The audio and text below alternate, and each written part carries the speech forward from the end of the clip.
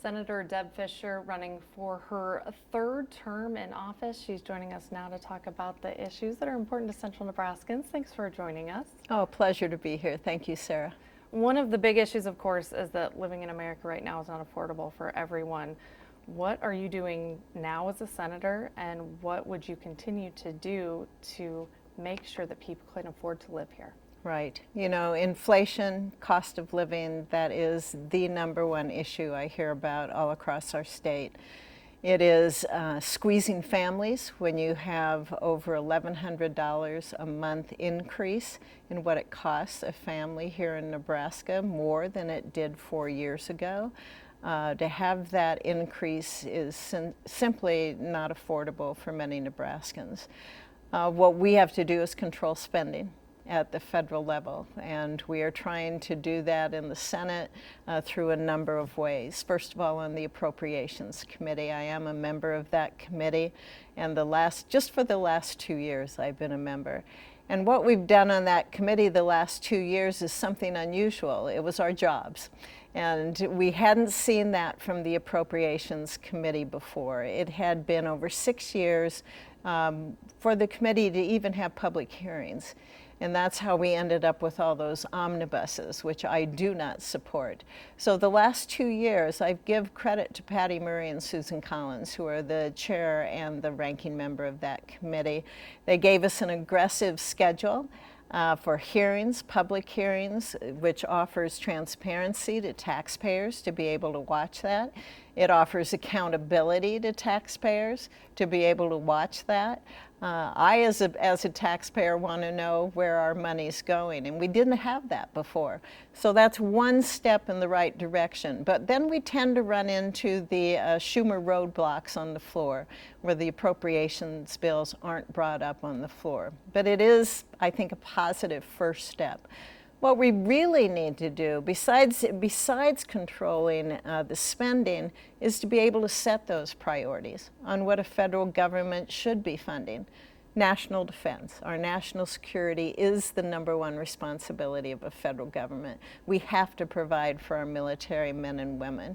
We do that on our Services Committee with the big bill that we put out every year, the National Defense Authorization Act. We have a 4.5% increase, salary increase for our volunteer service members in this year's bill.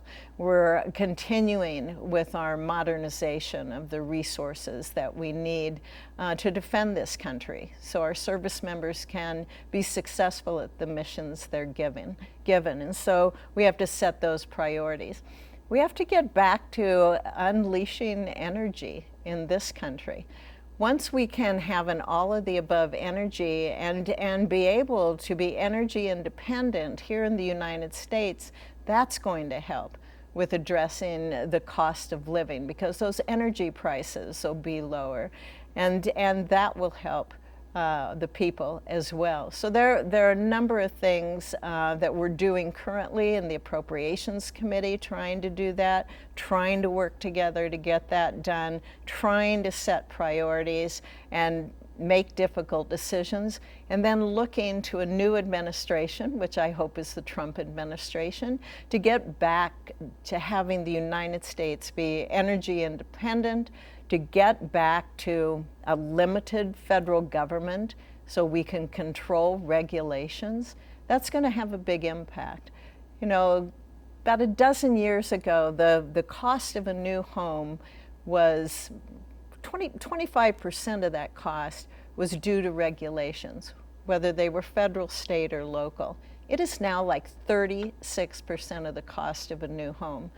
We're putting an American dream out of reach for Americans. So if we can get to be energy independent, starting in this next administration, if we can start addressing regulatory issues that are out there, all the burdensome regulations that we face, that's one way to provide more opportunity.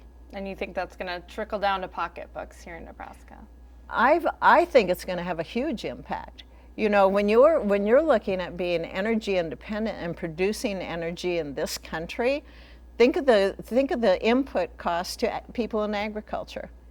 Energy should be cheaper. Think of the input cost to manufacturers. energy should be cheaper, then that should mean the product itself will not be as expensive for families.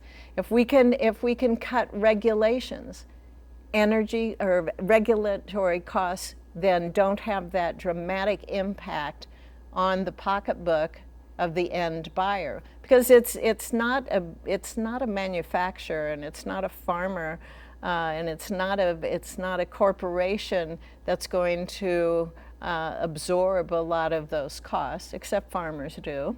But to absorb those costs, it's the end user. You know, when we see what it costs families. I had an older gentleman stop me 2 weeks ago now in the parking lot of the Hy-Vee store in Lincoln off of Pioneers.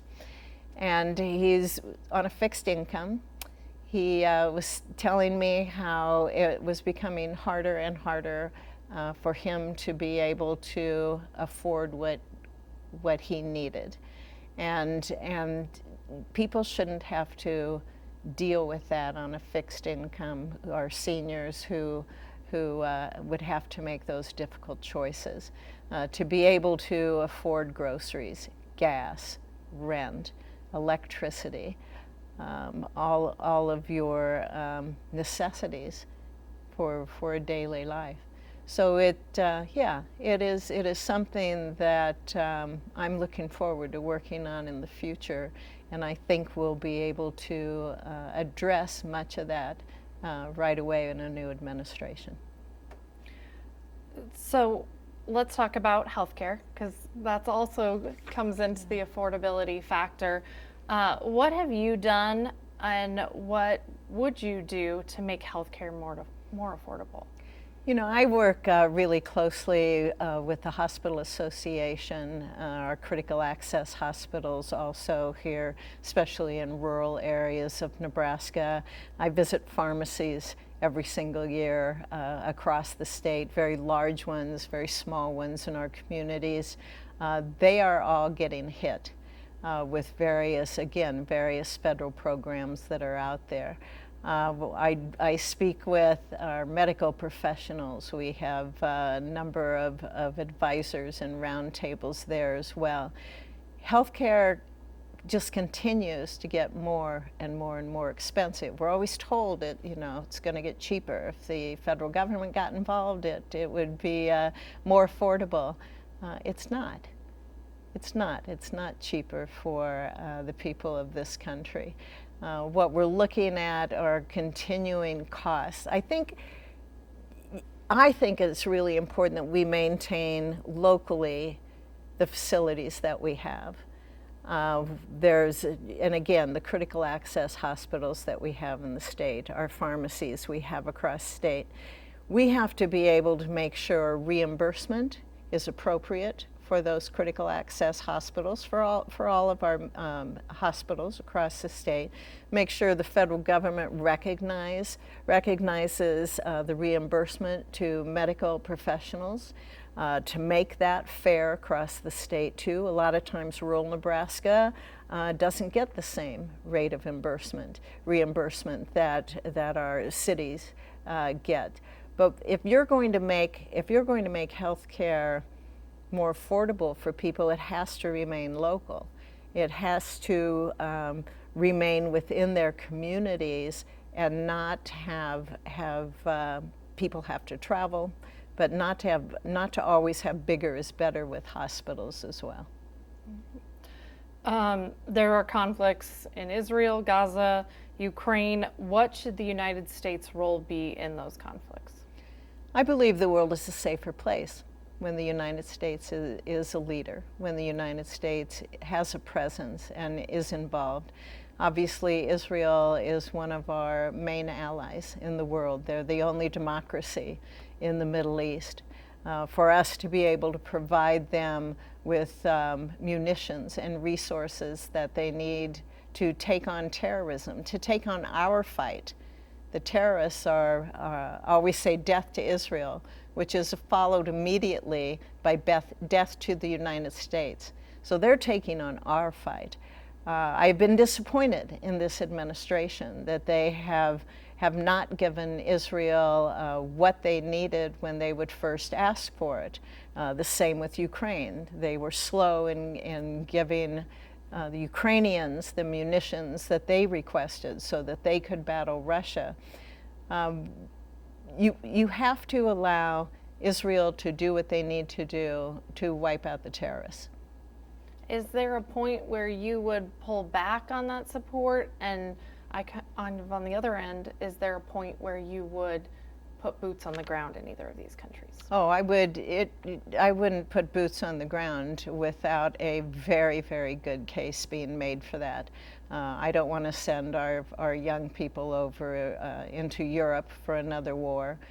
Israel has never requested that the United States would send our troops in to do their fighting for them. They have never requested that. What they request is munitions and help, intelligence, which we are providing to both countries as well. But as I said, Israel has to do what they need to do to wipe out the terrorists. And all these terrorists that they are facing, whether it's Hamas or Hezbollah in Lebanon or the Houthis in Yemen, they are all proxies of Iran.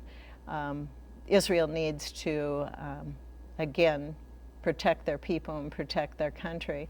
With Ukraine, I support sending them the munitions that we need, as long as we can have accountability of those munitions that we're sending over, as long as we are continually reassured that we still are able to produce and store the munitions, the newer munitions that we need as a country to protect our security.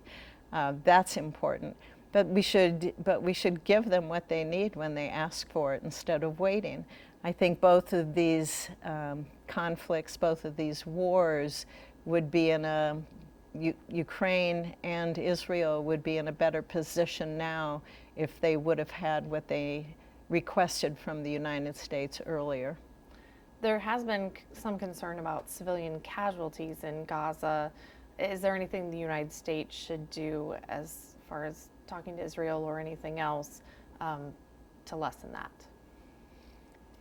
Israel has allowed shipments in of aid, and the United States has partnered in that as well. But again, I don't believe the United States should be telling Israel what they have to do in order to wipe out the terrorists that murdered over 1,200 people on October 7th of last year. And let's not forget, Americans were killed as well. Americans are still being held hostage as well. We are sometimes, I think, have forgotten that in the past, and we need to remember that Israel is doing our fight for us. Let's move on to abortion. I know you've said time and time again you're pro-life. A little more nuanced than that, though. Are there any exceptions that you would support? Oh, I am pro-life. I am not shy about saying that. I am pro-life. I have supported exceptions for the life of the mother in rape and incest. Also, what IVF coming in, what kind of restrictions? I know some people in some states are putting restrictions that are putting that in jeopardy. What do you think about that? Oh, I'm supportive of IVF. I believe it's an American dream to have a family. My extended family has benefited from that, and with beautiful, beautiful babies. And we should not be in the way of that. We should support it. Let's talk about immigration. What needs to change with our immigration system? Oh gosh, you know, this is the second big issue I hear about here in Nebraska as I travel the state. We need border security. First and foremost, I have not changed my position on that since I first ran for the United States Senate. We have to have border security. You know, we recently saw a so-called border security bill come up in the Senate. I voted no on that. And I voted no because that was not a border security bill. It had no money for a wall. It had no money to be able to provide for the necessary border control officers that we need there. And as you can see, the Border Patrol has endorsed President Trump because they realize what's happened in this last administration. It did not end catch and release. It did not have any provision in it for remain in Mexico. And it did not address the misuse of the parole system that we have seen with this administration. And all of that would have provided border security, yet it had no part in this bill. So we need to address those issues that we have seen proven to work in this country, and we need to make sure we have a secure border before we talk about immigration reform. Would all of that have to be in a bill for you to sign it or for you to vote for it? It would be helpful. It would be helpful if it was all in it. It's a recognition of what has worked in the past, and what we hear comments from the current administration now kind of moving in that direction. But I think I can be pretty certain to say that if Vice President Harris is elected, that's not the direction she would take on this. Farm bill. Yes. Keeps coming up short. We're not talking about it in Washington, I think, as much as farmers out here would like. Would you make that a priority? And I guess. Oh gosh, yeah. You know, I'm on the Ag Committee. We've been working on the Farm Bill. I work with, I think, every single ag group in the state on this issue.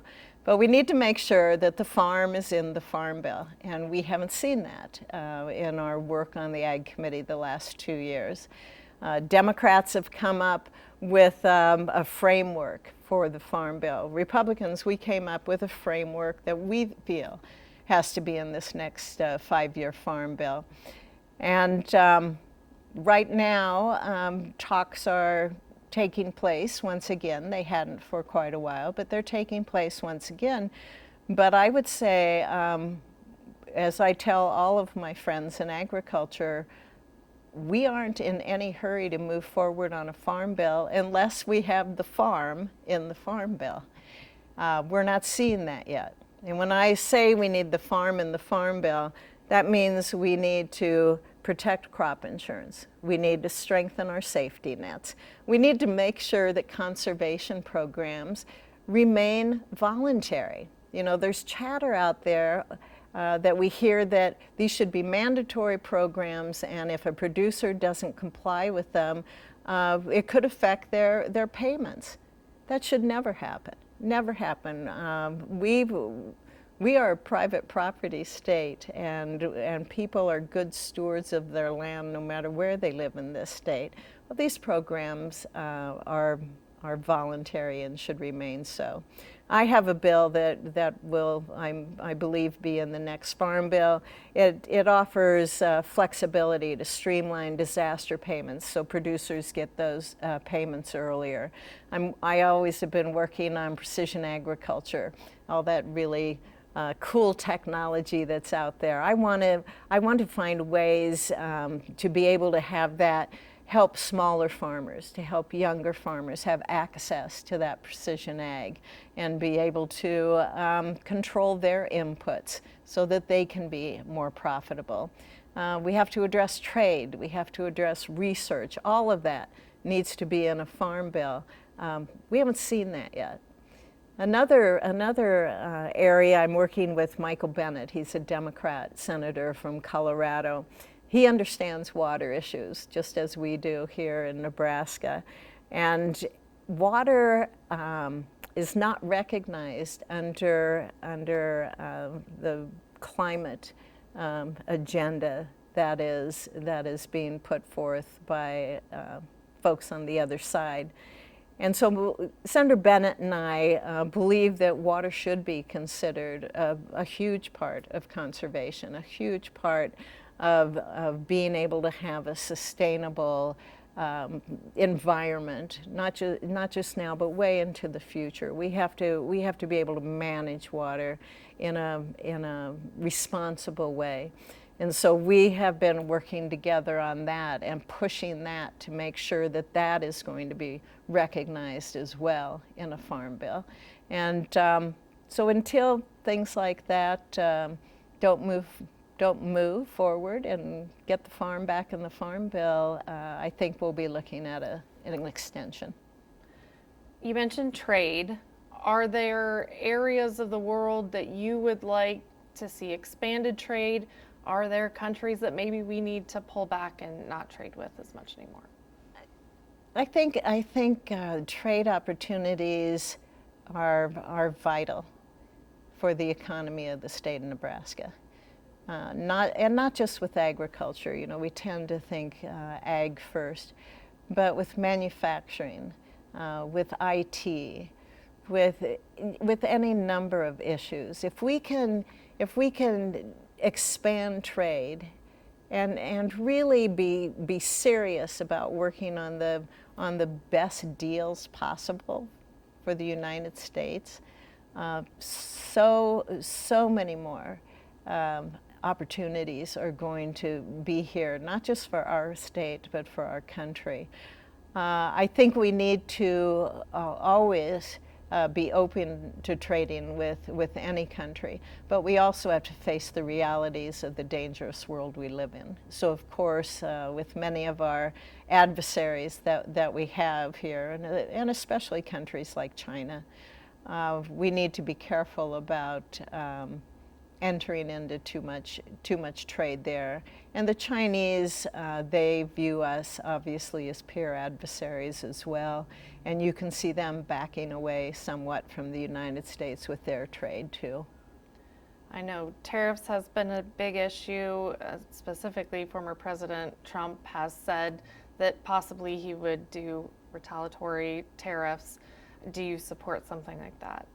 We had a good discussion earlier today. I had a meeting with a big group of folks up in Kearney, and a gentleman brought that up. And because tariffs, as he said, people tend to view tariffs in a negative way, but they're always part of trade. And just coming from that discussion, I think we need maybe to realign our thoughts here. You know, we look at tariffs that Europe has on many products. Beef from Nebraska faces some issues there with not necessarily tariffs, but even being allowed into the countries in Europe.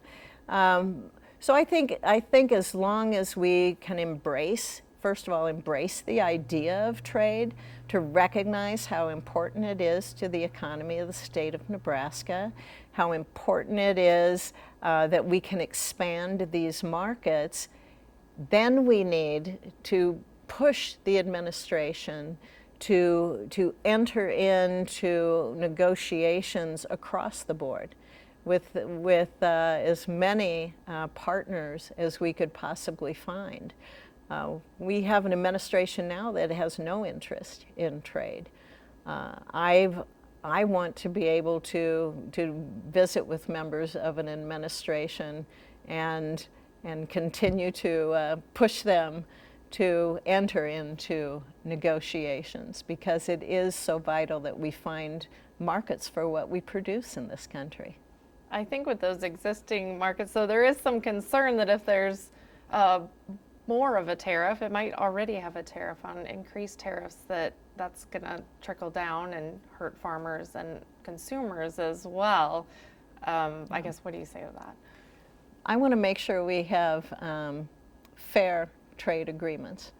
Obviously, as an ag producer myself, I am fully aware that agriculture is always the easy target for retribution on any kind of action that we may take as a country in dealing with trade. You know, they will slap us with a higher tariff. They will push back against us. So that's why it's important that we, all of us in Congress, all of our groups here in Nebraska, Governor Pillen, continue to be able to have conversations with an administration who is open to trade and make the arguments for the best deals we can get without seeing retaliation come our way. You know, we looked at Mexico. Congressman Smith and I especially were really involved on the white corn issue, with the Mexican government wanting to, for cultural reasons, not import Nebraska white corn, which is a big product for us to be able to export to Mexico. That was one time that I had a number of calls with Secretary Vilsack, with Ambassador Tai, and pushed them to continue to take a hard stance with the Mexican government and make sure that they would open up that trade with Nebraska and leave it open. We were somewhat successful in that, but I want to see more of that happen. More of that happen with a White House that's going to step forward and really fight for the workers, for the producers in this country to be able to sell their products across this world. This has come up as a big issue in this election. Do you think Nebraska should be a winner-take-all state? Yes. Yes. Would you still feel that way if the blue dot was red? Yes. Yes. Yes. When I was first in the legislature, our first year was 2005. First in the legislature, that bill was introduced. I was supportive of it. To me, it makes no sense. It makes no sense for Nebraska to be different than the rest of the states, except Maine. But for the rest of the states, it makes no sense for that. And to have the argument, like, which I've heard from some people, oh, but think of the economic impact, you know, all the ads coming in. Do we want a lot of outside money? I can tell you in my race right now, I'm not excited about the outside money coming in. Do we want to see that in Nebraska? If we were a winner-take-all, it would be across the state. It would put us in the same position as every other state, and I think it would be better for the people. All right. Do you believe the voters can trust the election process here in Nebraska and the U.S.? I feel comfortable with our process here in the state of Nebraska. But what I would say to voters is that if you are worried about that, and of course we want to make sure we have a secure election here in this country. If you are worried about that, contact, first of all, your political party, because I can assure you that Democrats and Republicans alike are going to have poll observers in precincts all around this country, especially in those states that will decide the election. They will have poll observers there. They will have attorneys on the ground there. And I think you could possibly then become an observer here in Nebraska if you wanted to. You could look up the process, be able to do that. Obviously, during counting and things, as a poll observer, you cannot interfere at all. But you can note what is happening for later follow-up if you did have questions. So I would encourage people to get involved in that process so that they can see for themselves what's happening. A big part of your challengers campaign is saying that you are beholden to the Republican Party, you're beholden to donors. Talk about, I guess, a reaction to that, but also are there times when you have voted against the Republican Party or not gone with the crowd? I would say first that I find that odd that he would say that, because he has two super PACs that are funded by the 1630 Fund, which if you look that up, it's a Swiss billionaire that funds that. a lot of money coming from George Soros, billionaires. Is he beholden to them? I am only beholden to the people of this state, and I know that my record proves that. I have bucked my party on votes. On Armed Services Committee, there was an amendment up couple times, but the first year the amendment came up, it was to not allow ethanol or to support ethanol in usage in the Department of Defense. We're an ethanol state. I was the only Republican to vote in favor of that, and my colleagues, as we're going down the dais with our votes, and I voted, of course the Republicans are saying no, no, no, no, because the members that were on it were not ethanol states. And I said yes, and everybody, looked at me, and I'm like, I represent Nebraska. And so that, yeah, that happens.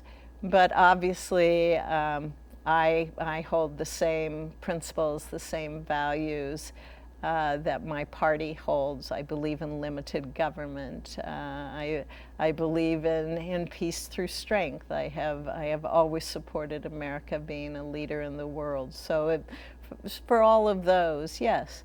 Of course, I'm going to align with my party and with the majority of Nebraskans. Bringing up your competitor again, he actually posted on X today a screenshot of your trip to Mississippi, saying you're spending more time with Mississippians than amongst Nebraskans. Do you have a response to that? Oh my gosh.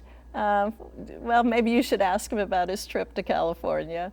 Obviously, this has become a very expensive election. He has already spent over $10 million in attack ads against me, with another $4 million that he just bought for the next week. I am out always in Nebraska. You folks know that because you interview me a lot here in this area. And so I think it's just he's trying to give the same Democrat talking points that are out there. But it's a national election. A Senate election is a national election. We are looking and hoping that Republicans take the majority in the Senate so that we can turn this country around, so that we can address inflation and cost of living, so we can make sure that we have a secure country again with a secure border. That's what I'm doing. In August, every August, not just election years, every August, my husband Bruce drives me around Nebraska. And this last August, we were in 30 communities and we made over 100 stops.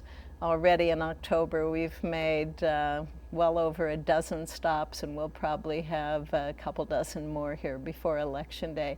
That's not unusual. You know that. I'm back here in the state every single weekend.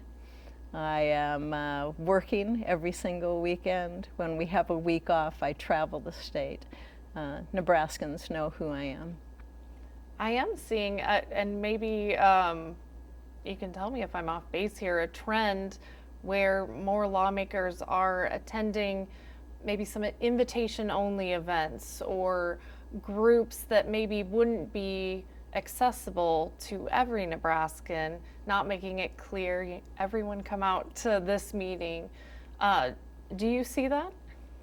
No, not necessarily. Any Nebraskan who wants to meet with me, we try really hard to meet with them.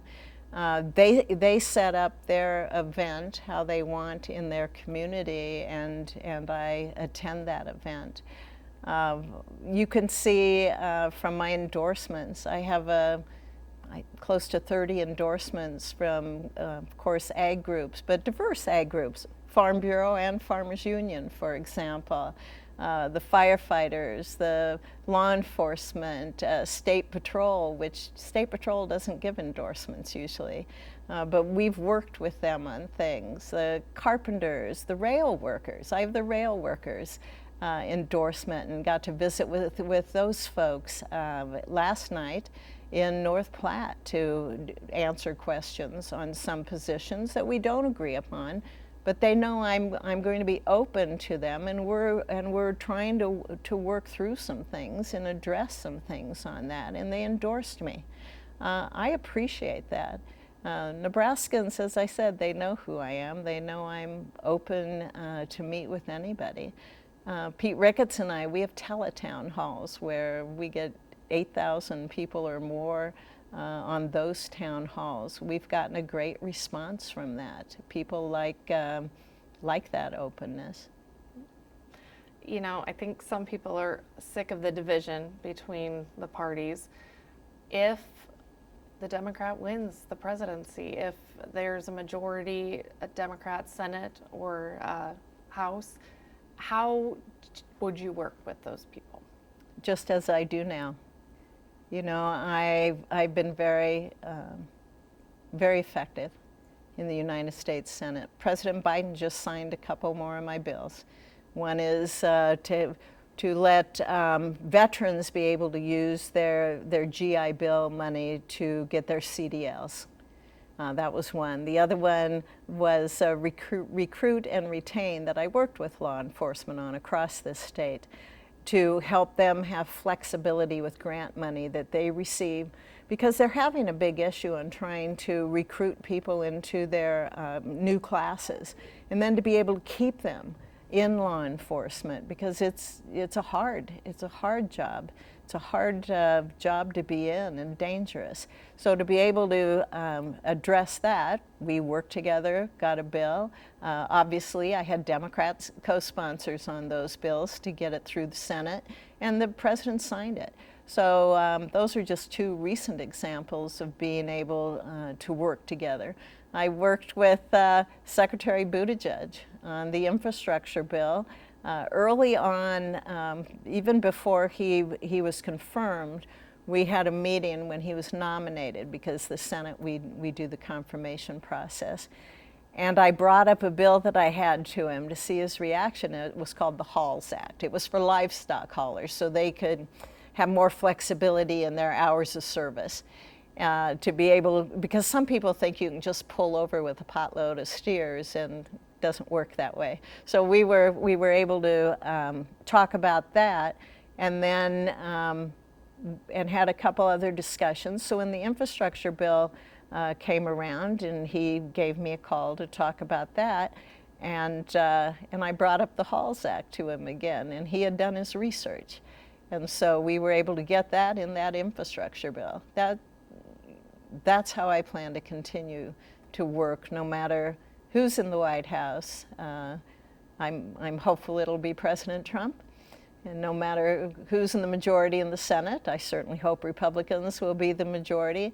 But no, I have a track record of success in working with people across the aisle, with whoever's in the White House, to be able to deliver for Nebraska. Is there anything else you want to say to voters? I just find it such an honor to be able to work for Nebraskans in the United States Senate. I would humbly ask for their vote. We have opportunities in front of us that we can succeed at, and I promise that I will continue to work with Nebraskans, and I will continue to fight for Nebraskans in the United States Senate. All right, thank you so much, Senator. Thank you. Thanks for watching. Please hit the subscribe button. And for the latest news anytime, download the NTV News app.